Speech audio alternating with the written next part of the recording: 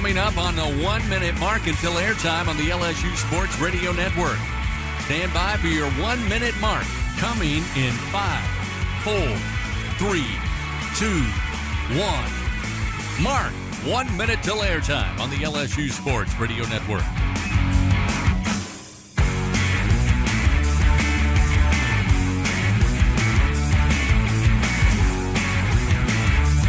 Coming up, stations, your countdown until airtime will be your 30-second mark when the network will go silent.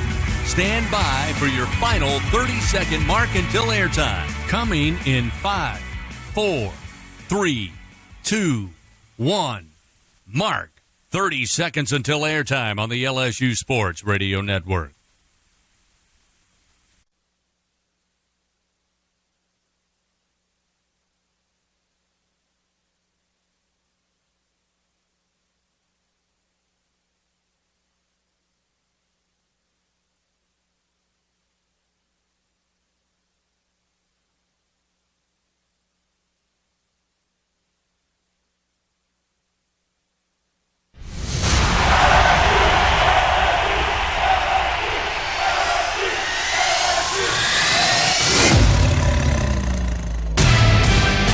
It's game week for LSU Fighting Tiger football.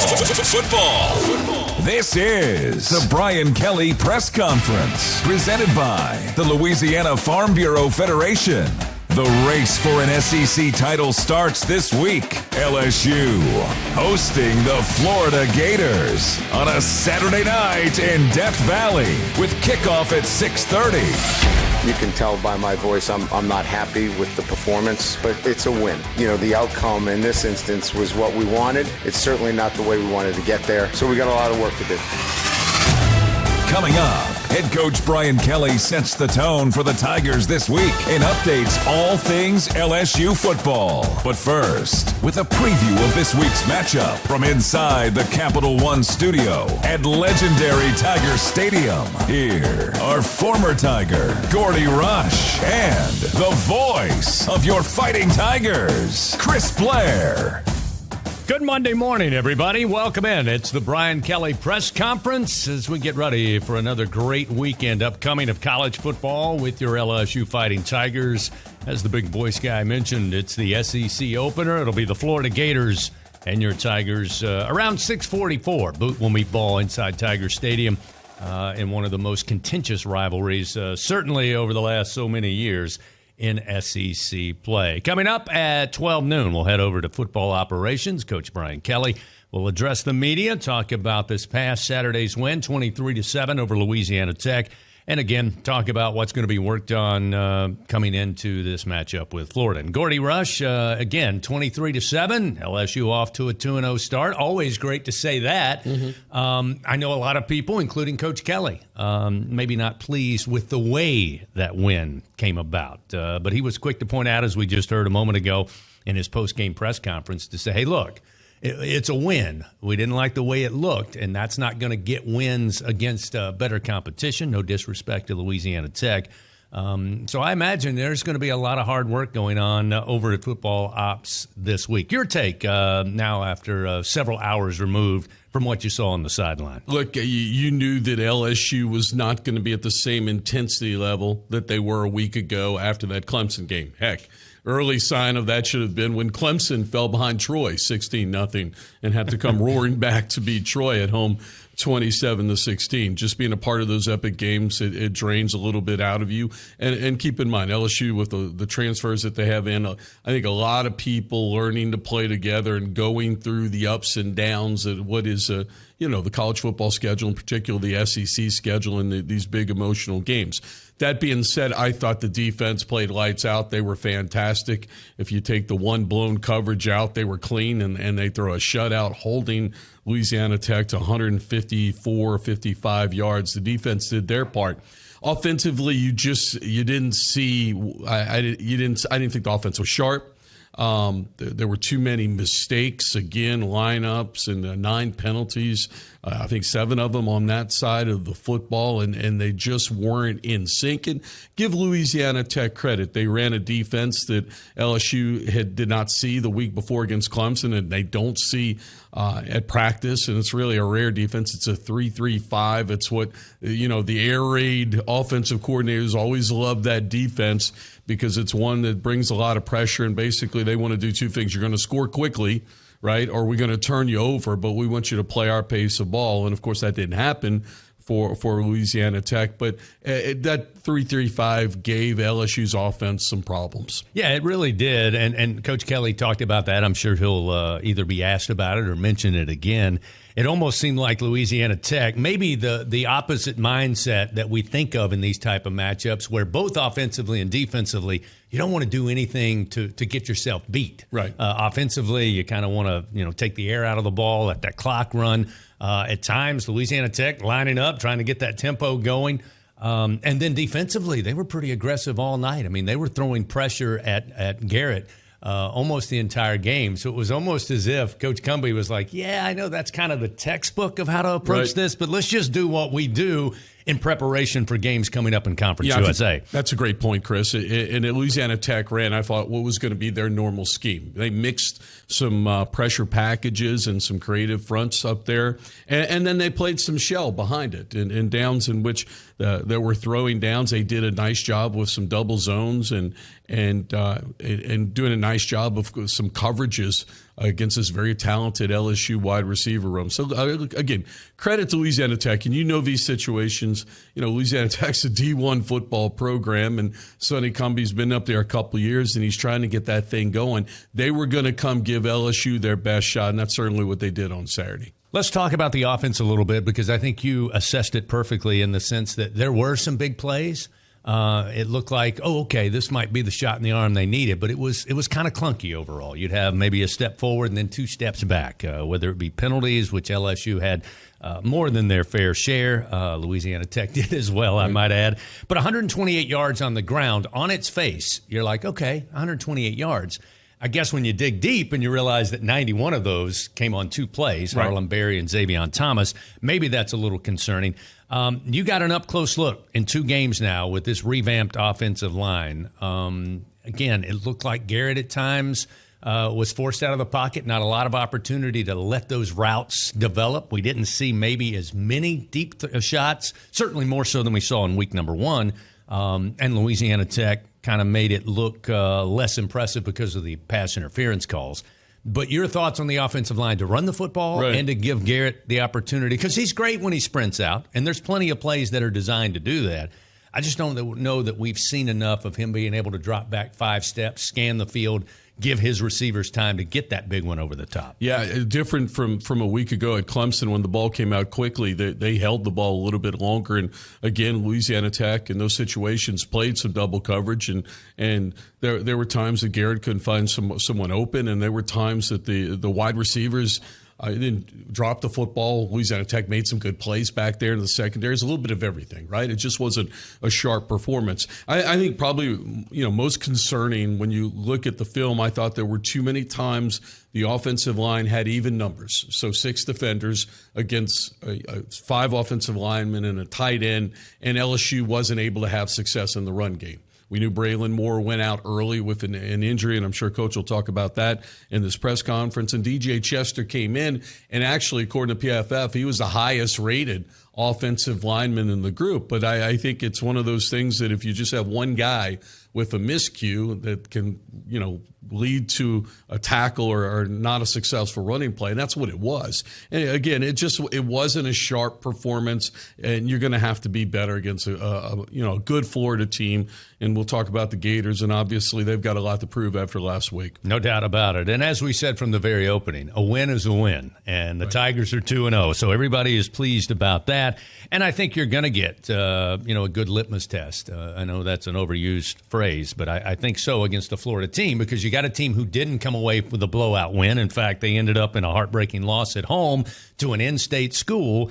So that they certainly have been able to get the attention At least you hope if you're a Florida Gator, and we'll find out. But I think LSU coming off not a great performance, I think Coach Kelly and the staff are going to have their attention as well. Look, it was a sold-out Tiger Stadium. It was a great Tiger walk. And you know, I'm telling you, I haven't done that walk and come out of the tunnel. There's some times where you hear dun, dun, dun, dun, and it just doesn't, the excitement doesn't go all the way to the top. And, you know, unless you've been there and done it to understand it, this is one of the games you don't have a problem with that. No. Right? There's no love lost between these two. It's a revenge game after Florida beat LSU last year, and the whole place will have a different vibe. And again, before we move ahead and talk about the Florida Gators, get a preview and what Gordy expects to see from them on Saturday, again, probably the biggest news coming out of Saturday here in Baton Rouge was, as you said, the injury to Braylon Moore in the first play from scrimmage. After he had been heralded by all the staff about how he's kind of lifted the entire offensive line. You probably, good news there, at least if you got to have an injury. Just don't know how much time he'll be away with what we expect to be a high ankle sprain. And then, of course, Tre'Davious Green. Yes. A mismatch monster that is such a weapon for LSU. I think we got good news. I think we felt better yesterday and than we did Saturday night. But again, going to be without him for some time, and I'm sure Coach is going to probably talk about it, maybe have an update for us. The updates, and we'll see what Coach says here, and if he confirms what's out there. Certainly better news than I expected on both. I mean, and then you saw the film on both of them, and those were scary moments for LSU. So, Tre'Davious, as I talked about on the broadcast, he came out of the tent after being in there for about 10 minutes with a brace on his knee, and he was on crutches, and hopefully it's just a sprain, and he's going to miss a couple weeks. And then Braylon, I think the trouble, it's a high ankle sprain. If it's a high ankle sprain, it's really tough to come back in a week. And then you're looking at the schedule here with Southeastern on the horizon. Is it something you try and take 2 weeks and hopefully get him back for that road trip in week 5 to Oxford? No doubt about it. 23-7, LSU gets the win. Again, they moved to 2-0 on the season. They've got the Florida Gators coming into town this coming Saturday with kickoff set for about 6:44 Central Time. We'll take a timeout. Again, coming up at 12 noon, Coach Brian Kelly will join us from football operations. Before he does, we'll find out what Gordy knows about this edition of the Florida Gators when we return right after this. In Louisiana, we love our LSU Tigers. When the band strikes up those 4 iconic notes, the fans go wild. At Louisiana Blue, we're Tiger fans too. That's why we've teamed up with LSU Athletics to bring you the compassion of the cross and security of the shield, so you're free to wear your stripes and roar. Live Louisiana. We've got you. Louisiana Blue, Louisiana True. Proud partner of LSU Athletics. There was a time when a person's word was enough. A time when a handshake meant something, and integrity really mattered. For over 70 years, the values of Farm Bureau Insurance have been rooted in hard work, faith, and family. In that time, we've seen the world change in many ways. What hasn't wavered is Farm Bureau Insurance's commitment to protect our customers' way of life and serve the communities in which they live when they need us most. You deserve more. You deserve a promise. Learn more at lafarmbureau.com. Every Tiger knows it's not just about where you are, it's about how you play the game. At LSU Online, we bring that same grit and greatness to your education. Whether you're watching from Baton Rouge or beyond, you can earn your degree on your time from anywhere. Flexible, online, built for Tiger Nation. Visit online.lsu.edu and win where you are. Get ready, Tiger fans! Venture Global is proud to partner with LSU Athletics, powering Louisiana and the world with clean, low-cost, reliable energy and fueling the future of our great state. As we cheer on the Tigers this season, we're also driving innovation, creating jobs, and supporting our local communities. Together, we're building a brighter, more sustainable tomorrow. Venture Global, proud partner of LSU Athletics, powering champions on and off the field. Go Tigers!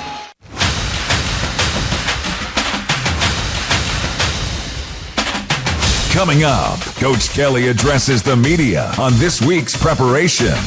This is the Brian Kelly Press Conference, presented by the Louisiana Farm Bureau Federation. Here again are Gordy and Chris. This coming Saturday night, it will be Florida and LSU, the SEC opener inside Tiger Stadium with kickoff coming around 6:44 Central Time. And Gordy, this is a series that, as I said, very contentious, certainly over the last 10, 15, 20 years. It became a mainstay, and LSU had Florida's number. In fact, until last year, they'd won 5 in a row dating back to 2019. The overall series, pretty tight. Florida with 34 wins, LSU with 32. Florida, as we mentioned, suffering a heartbreaking loss for them, not for us, of course. 18-16 to South Florida there at the Swamp. And you and I talked when we got here this morning. Again, I got to think that the coaching staff at Florida is kind of feeling the same way, except they didn't get the win, obviously, but they didn't help themselves. They made a lot of mistakes and let a really good team in South Florida, who's off to a 2-0 start, hang around, and then they get the field goal there with 3 seconds to go in the ball game. You know, Chris, that's a good way to describe it. They let them hang around. In the first half, it was 9-3 at halftime, and the Gators settled for 2 short field goals and really struggled on third down. They were 4 of 12 in third down conversions. They had 11 penalties for 103 yards. And it was just sloppy. And you know, DJ Lagway, who I think is a fantastic talent, at times he held on the football a little long. At times he ran when there were open receivers. And again, they just were not in sync after that first big win that they had. I believe it was against Long Island, if I'm not mistaken. That's it. And then just everything that could go wrong for Florida to win from there. They had a special teams mistake in which the deep snapper snapped it over the punter's head, and that was a safety that turned out to be the margin of the difference in the football game. And then the one touchdown that they gave up to South Florida, Chris, Florida was not lined up. 10 of the 11 players were looking at the sideline when the ball was snapped. South Florida threw just a go down the sideline, and the cornerback and the safety for Florida both went for the football and took each other out. And the wide receiver basically walked down into the end zone. And then late in the game, South Florida missed the field goal. They got the ball back, drove down the field, and then 2 Gator penalties, 30 yards worth of penalties, including a Florida defender spit on a South Florida player, just everything you don't do. It was a sloppy football game. I can understand the frustration down there in Gainesville in Florida. That was just really not a well-played game at all for the Gators, for a team that really has good talent, as we saw. They had established an identity under Billy Napier, and they just did not play well. Yeah, you mentioned it, just not helping themselves. In fact, I just watched the interception that Lagway threw.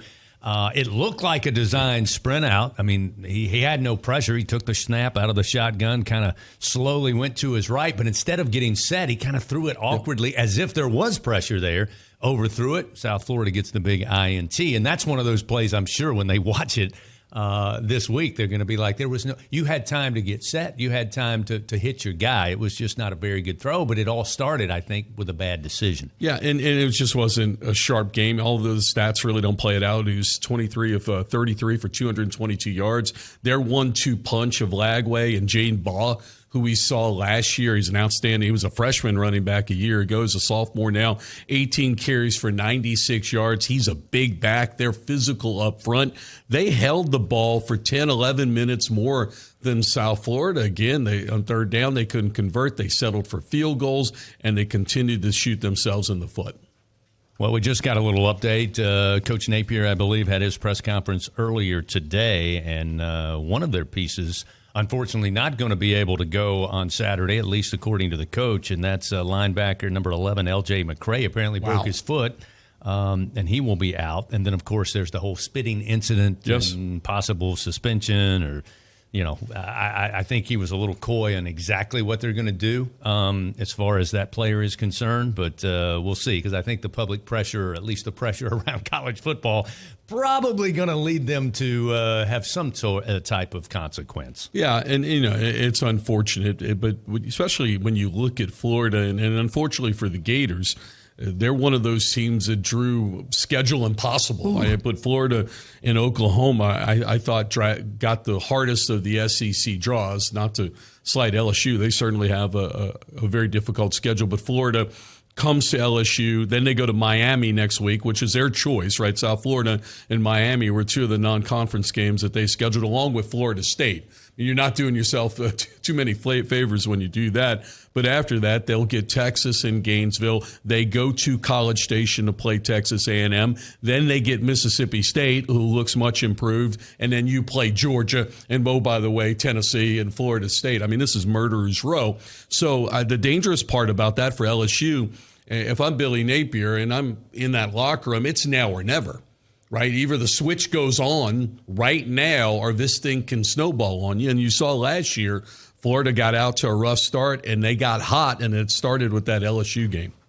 Again, I got to believe if you're Coach Napier, like, oh, we're going to go to 9 conference games next year? What? Great, because after the last 2 years of scheduling, I can't wait to see what we get. I looked at the South Florida offense, and again, I really want to give South Florida a lot of credit. They're a really good team. Right. I know that Florida Gator fans, when you have an in-state team come in that's not named Miami or Florida State, you probably think, okay, we roll the helmets out and we get the win, and that's not true. But they were very balanced offensively, Gordy. And again, if you're LSU, trying to get that run game more consistent, I mean, South Florida had a lot of success. South Florida had a tremendous amount of success. Byron Brown is their transfer quarterback, 23 of 36, 263 yards and a touchdown. But probably more impressive, he got it done with his feet as well. He had 17 rushes for a net of 66 yards. He was fantastic, and they really had no answer for him. And, of course, Garrett Nussmeier is not the runner, right, that Brown is. And this is a good Florida defense that they did it to. So, it was both sides of the football. Whereas LSU's defense was dominant, Florida was not elite on defense a week ago. They were sloppy and inconsistent and couldn't get off the field in big moments. 27-16 was the score last year in the Swamp, and as you mentioned just moments ago, it should be very ingrained in the minds of LSU, certainly for the returning players. And I guess that's the best part, because if you go back several weeks, Coach Kelly was talking about the professional approach, mature approach, business-like approach of this team, not a whole lot of showboating, not a whole lot of look at me. And that goes for every game. But this is the type of game where pre-game, you always see some talking going about. But I think that's going to be key for LSU, because I think you're off to a 2-0 start. That's right. Florida is 1-1. They're coming off the quote-unquote embarrassing loss to in-state South Florida. Let them be the ones who want to show out. I think that'll be key. And that's always key, but I think it's very important in this matchup. And I like the fact that LSU's got a lot of returning players who had that feeling last year of leaving Gainesville. So just keep your head where it needs to be. No, absolutely. I 100% agree with you. And I think that is one of the good things that came out of a 23-7 win over Louisiana Tech. This isn't a 48-0 blowout where you're coasting into this. The tone's going to be different out there on the Ponderosa. They're not going to be happy with that performance they put on the field Saturday. All right, let's go to Coach Brian Kelly with this week's press conference. Smoothly without you, but I'd be lying. So it's good to have you back in here. You're welcome. All right, we'll start with just a recap from this past weekend. Many times you get a chance to, regroup after the press conference, which, I don't want to go on a long dissertation, but they should have the post-game press conferences today. I mean, it would be so much easier on everybody. You get a chance to watch the film, and you kind of just calm down. It's like you're right in it. We were just, in a battle, and emotions are what they are. But today I feel a lot better. We won the game. We dominated them statistically within that game. Our defense, up until late in the game where we made some substitutions, was poised for a shutout. And anytime you can get that, you're really pleased. I think from an offensive standpoint, some individual performances. Barry Brown was outstanding. It was good to see Harlan Berry get involved and do some really good things. Xavion, multi-dimensional, running the football. 9 of 16, I think, on third down efficiency. So, a lot of really good things. So what's the overall perspective after the game is that we didn't underperform. If we underperformed, we probably put that game in reach for La Tech and maybe lose the game. But it was not an elite performance. And as I mentioned to you, that performance is everybody. I have to coach better. Our coaches have to be better teachers and coaches. We've got to be much more organized in certain areas. And then our players have to reach and exceed the standard of what we expect and what they expect from themselves. And we didn't have that across the board. So, as I stand here before you, we're 2-0. We learned a lot of lessons. And the lessons now become great lessons if we learn. You got to learn from them. You can't just have lessons and go, I didn't learn much. So looking back on it, there's a lot of good things to take out of this game for us moving into the SEC play and an outstanding opponent in Florida. So with that, I'll segue right into the game this weekend. And I'll start with, we're in Tiger Stadium. And so we need to be Death Valley. We need to live up to our resume as the most difficult place to play in the country because it's SEC time. So you had your warm-up tailgates. You got your recipes down. You got how much you need for drinking. Now, let's go get it. Let's make Tiger Stadium what it has been built on, and that is an incredibly difficult place to play. And so that's my first shout out to our fan base. We need you this weekend. And then we'll provide the standard in terms of how we need to play. It's a really good football team we're playing in Florida, and we know that. It starts with their quarterback. DJ is really arm talent off the charts. He can throw the football. He's a guy that when you look at quarterbacks in this league, he has elite talent. But he's got guys around him. Jaden Baugh is really difficult to defend. He's physical. He's got great instincts. He's got toughness. He's 230 pounds.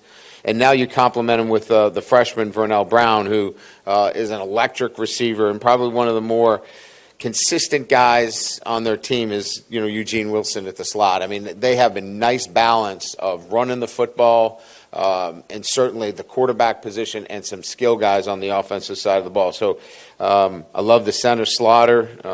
Barber's a great tackle. So they get some really good football players. From a defensive standpoint, Coach Roberts does a really good job with simulated pressures, 3 down, 4 down, giving you looks, mixing things up to make it really difficult. And from a defensive perspective, we saw the 3-3-5 and had some difficulties with that recognition. It'll certainly be similar in terms of what they try to do and make things difficult and keep the ball in front of them. They do a great job of not giving up big plays and keeping the points down. Really solid in special teams. Smack's got a huge leg. And then, of course, as I mentioned, Brown, he's averaging 21 yards per punt return. So this is a talented football team. And, look, I can't predict, what happened with them versus this week. They were the better team. They didn't play to their standard.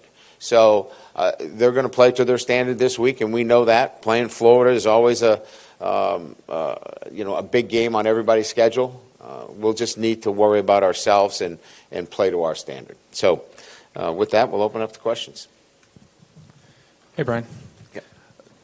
What did the MRI show for Braylon and Tradez? How many games do you think they're going to miss, and what's the plan without them in the meantime? MRIs, were positive. We didn't get the true sense that we have a high ankle sprain with Braylon. There was nothing that gave us that sense that when we looked at the MRI that, hey, this is a tightrope procedure and he's going to be out for, 4 weeks. He's going to be day to day. We'll get him out there tomorrow. We'll see how he feels. He felt better today. So I think we're going to list him as questionable, and that could change to probable as we go through the week. We'll see how he progresses. Tradez has a sprain. The good news is it's a sprained MCL. And so, as you know, those are injuries that you can come back from, and rather quickly. We'll see where he is. We'll list him as questionable, and work our way through the week and see where he is at the end of the week. Hey, Coach Kelly, right here. Yes, sir. You win at Clemson and Louisiana Tech. You mentioned that y'all did well in the stat category. If that's a game where y'all win 42-0, 49-0, do you think getting the guys more prepared this week after playing a game they didn't meet up to their standards, do you think that now can open their eyes? Because if y'all just smoked Louisiana Tech, I'm sure everybody would have felt like, hey, we're 2-0, we're number 3 in America, we're great, and everybody's telling them they're great. Some people are, kind of pumping the brakes now. Do you feel like that can give you an edge this week to get the guys to refocus? Yeah, I don't think we listen to the narratives as much as we really focus on, what are the things that we would learn. I would rather won 49-0. We would have got a chance to get a lot of other guys in the game that we could not get into the game that deserve to play. But on the other side of it, it shows you that you've got a consistent team that clearly understands, how to prepare and then how to perform at a high level. That wasn't an elite performance. So we go back to our process, and our process is, how did we prepare during the week? What are some of the things that we need to do better and double down on? And so if you ask me, I'd like to win and learn lessons. That's really the crux of this. And, we won the game, and we learned some really good lessons. Yeah, Brian, the running game on Saturday, was it a lack of, for better words, play calling as far as a variety of different runs, which you had at Clemson, or was it more execution, or both? I think we have to, there's some things that we can address relative to the fundamentals and teaching and technique. I think we can be technically better. It's a difficult defense to run on. I mean, it's a 3-3 with, a middle rover. It's a difficult, doesn't mean you can't, and we did. We got the ball outside. We were able to carve enough. We want to be better, and that's kind of what I'm saying to you in the same breath of we want to improve and be critical in our analysis. There are some things that we need to do better as coaches and players, and I think that's probably the run game more than anything else.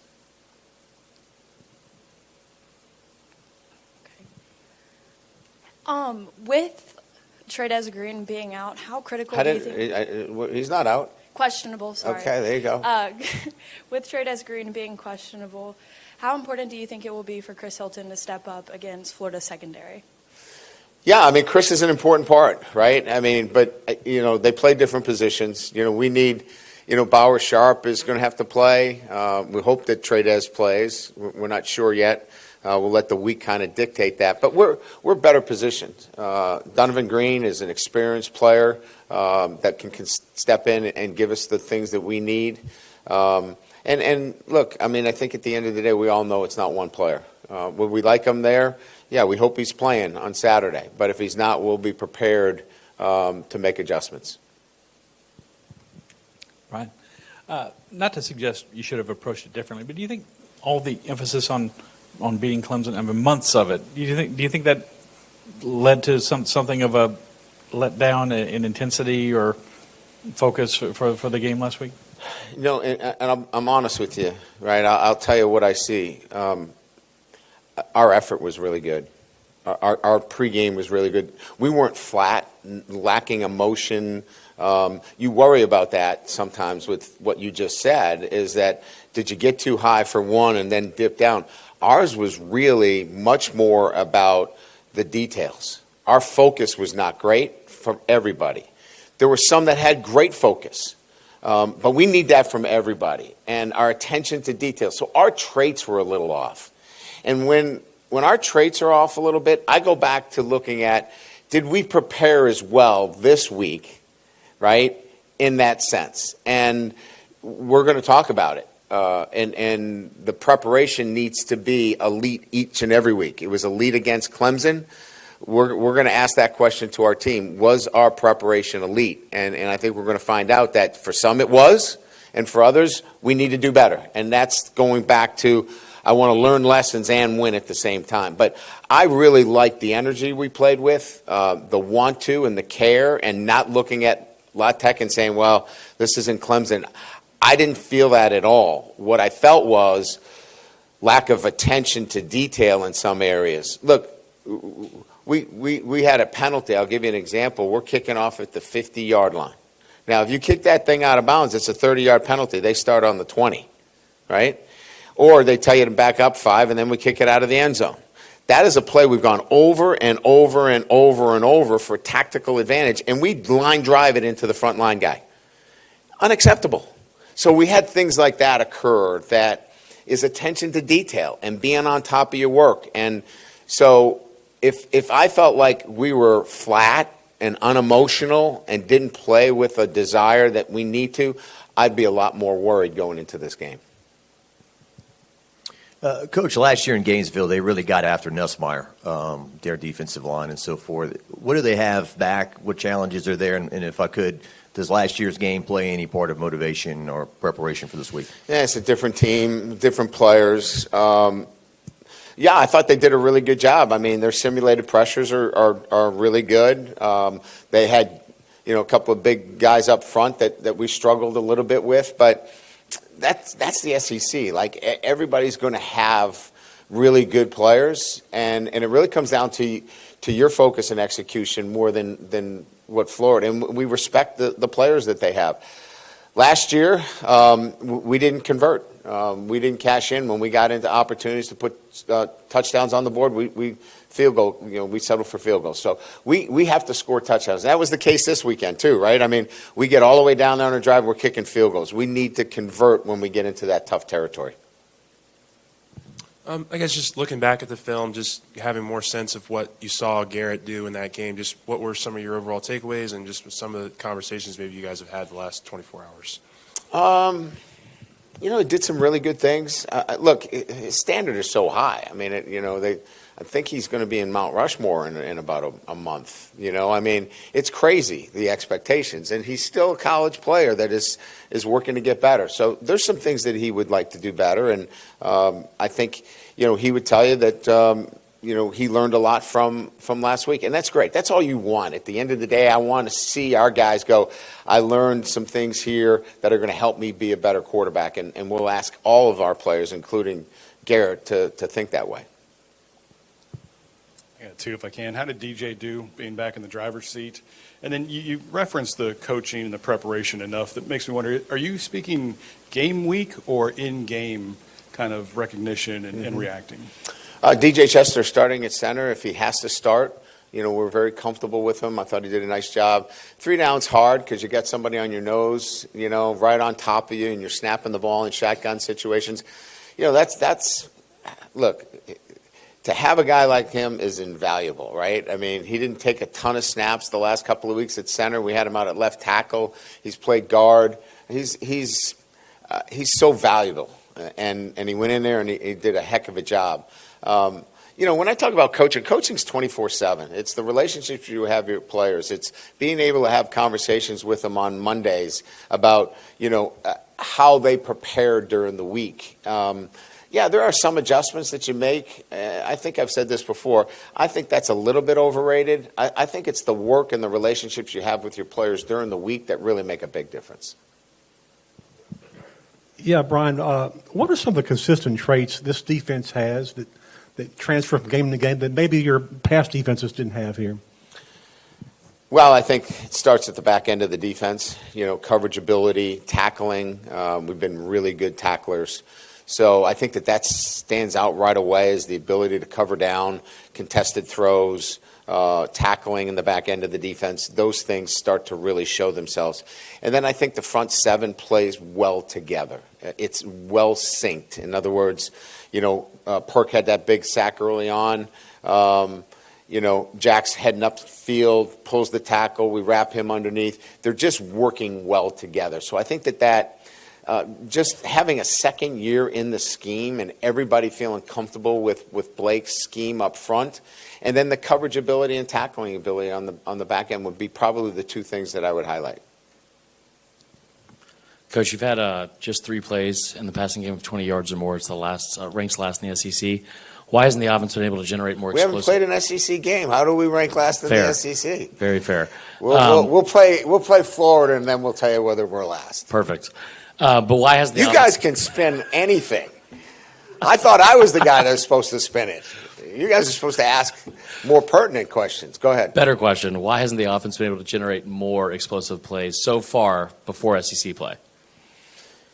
Yeah, I mean, I think, it's a little bit of both, right? You've seen what we're doing. We're a lot more creative relative to the running game and getting some explosive plays. I think Barian Brown had an explosive play in the running game. Xavion had explosive. Harlem had an explosive.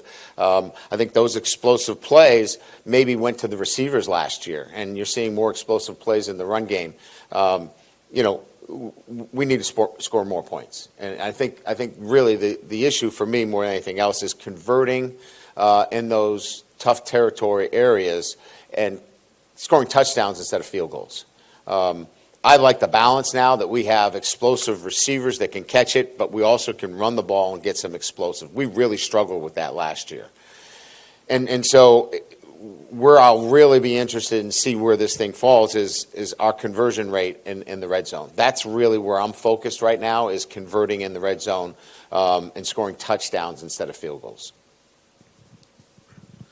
Now that you've played a whole game without Braylon Moore, what did you learn about his value to the offense, his value to the team, and what kind of that he allows the offense to do? Yeah, I think it's kind of one of those things where we saw what he did in game one, and he played very well. He was SEC Player of the Week. A lot of people felt that way too, and we did, certainly. We're just fortunate that we have another player that can step in and do a really good job for us. And DJ started 13 games last year. For him to come in on the second play and be mentally ready to do it. And I think that's a really big thing. Some guys mentally have a hard time not starting and not being in the game. And then when you put them in, it's hard for them to be in that performance mindset, right? They've been sitting around. And he's unique in that way. He's mature. He can step in. So I think this really says a lot more about what we know we have with Braylon Moore was on display against Clemson. And then what we saw this past weekend is that we have a number 2 who can play as a number 1. And that's a really good asset. Over here in the middle. So Billy Napier, I know you have some experience playing against him. I'm wondering, I'm asking this in the context of, a lot of people calling for his head down there. You don't have to comment on that, but I would welcome it. Crazy. But, Craziness. But what have you learned about him as a coach, and what are your impressions He's a really of him? good football coach. He knows his team. He knows what their strengths and weaknesses are. You can see it on film. He's building a culture that is fit to his eye in terms of what he wants to do. He's doing it his way. And that's awesome.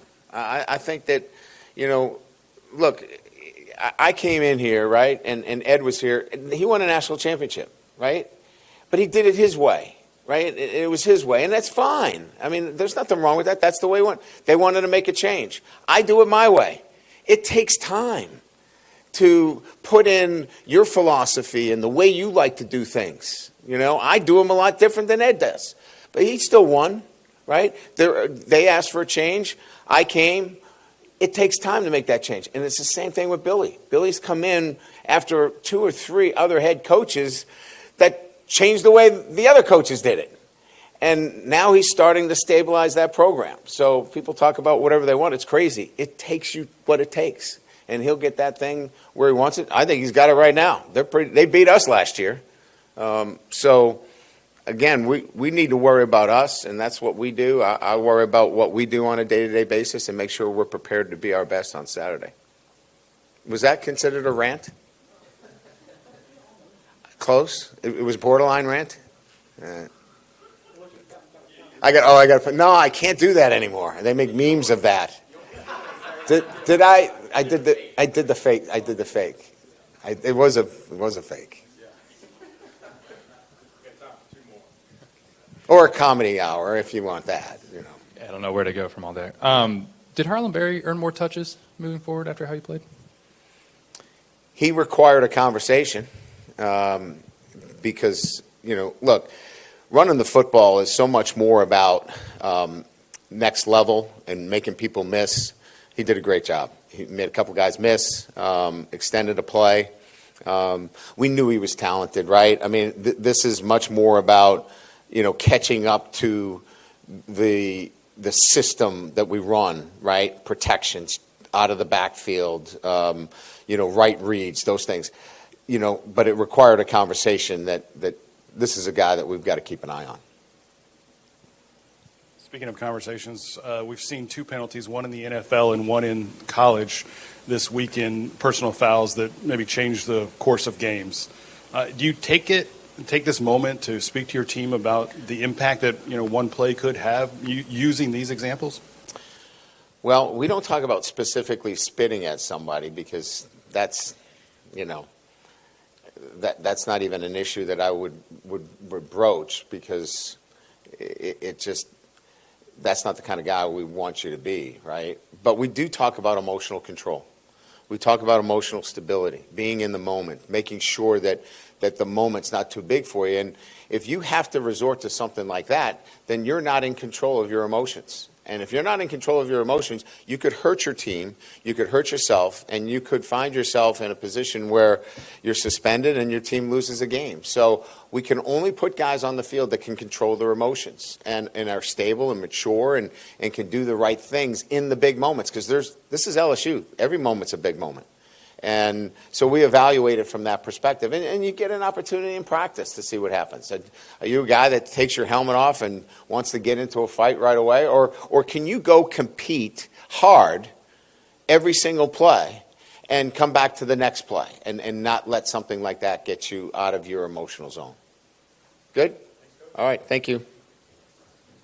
Head coach Brian Kelly this week on the Brian Kelly press conference. Again, getting his team ready for the Florida Gators coming up this Saturday. Kickoff again scheduled right around 6:44 Central Time. Give you a little extra time there for another great tailgating Saturday here on campus. We'll take our final break. We'll come back, some news and notes, and then send you on your way right here on the Brian Kelly press conference. All right. It's a beautiful day for football here at the stadium, and we're just about ready for kickoff.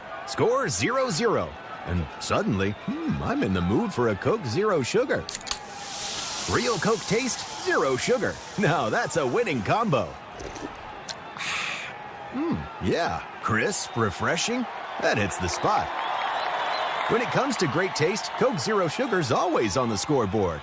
Coke Zero Sugar. Real Coke taste, zero sugar. There was a time when a person's word was enough. A time when a handshake meant something, and integrity really mattered. For over 70 years, the values of Farm Bureau Insurance have been rooted in hard work, faith, and family. In that time, we've seen the world change in many ways. What hasn't wavered is Farm Bureau Insurance's commitment to protect our customers' way of life and serve the communities in which they live when they need us most. You deserve more. You deserve a promise. Learn more at lafarmbureau.com. I'm Chris Jakimick. I served in the United States Air Force, and I deployed 3 times. Being a veteran, it's interwoven into your DNA. It is really the absence of the connection and the purpose that can really drive a lot of veterans to some negative thoughts. For those who are in a suicidal crisis, the window of time to save somebody's life is very short. Our duty is to protect ourselves and protect our families, and one way you can do that is store your weapons safely. Store all your guns securely. Help stop suicide. Brought to you by End Family Fire and the Ad Council.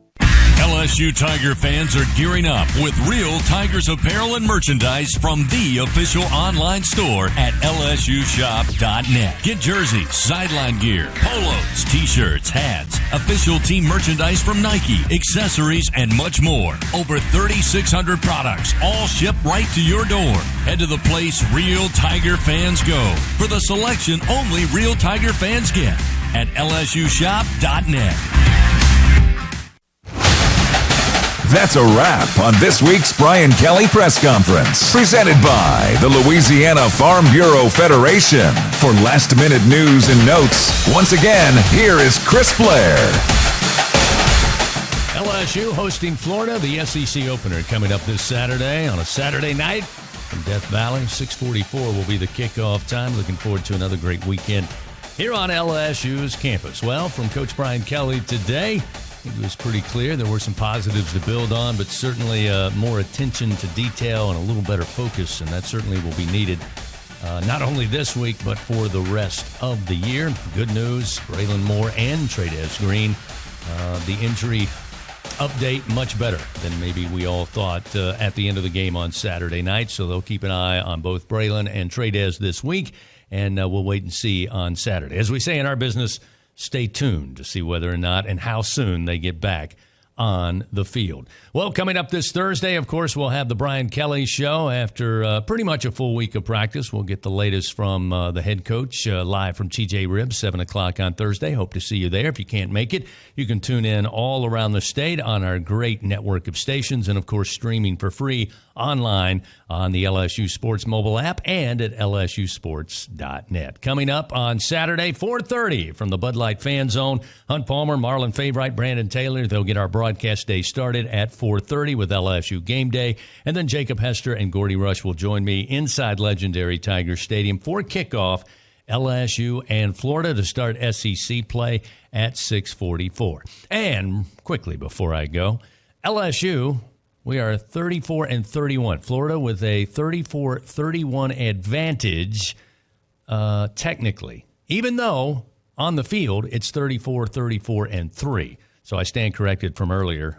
There were some wins that were vacated. So in the record book officially, it's 34-31-3 all time. Florida with a slight edge, and LSU tries to get a little closer this coming Saturday night. So thanks to Gordy Rush, as always, for stopping by. We thank you for joining us and hope you'll do it again this coming Monday for the Brian Kelly Press Conference. This has been the Brian Kelly Press Conference, presented by the Louisiana Farm Bureau Federation. For the very latest on LSU Fighting Tiger football, follow the Tigers on social at LSU Football and at lsusports.net.